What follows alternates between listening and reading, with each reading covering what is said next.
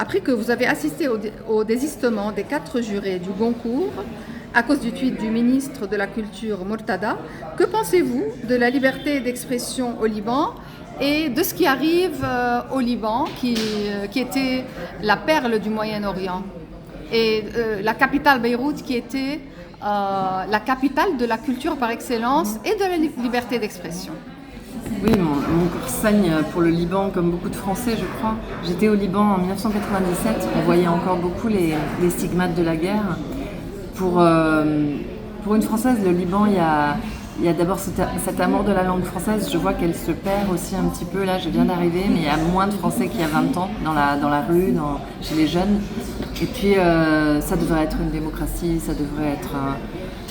Moi, je pense que le principal problème, c'est la mainmise de puissances étrangères. Ça, c'est tout à fait possible, évidemment, mais c'est aussi la corruption. La corruption des dirigeants libanais, c'est une catastrophe.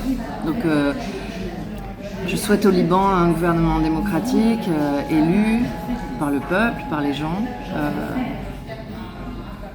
C'est un pays qui est dans une grande souffrance, voilà. Et après, politiquement, je suis très peu compétente, voilà. Mais j'ai adoré le livre de Selim Nassib, Le Tumulte. C'est un livre magnifique qui m'a remis en tête la carte en particulier de Beyrouth juste avant la guerre jusqu'à l'assassinat de Gemayel. Et c'est un livre d'un juif libanais qui porte un énorme amour pour cette ville en lui.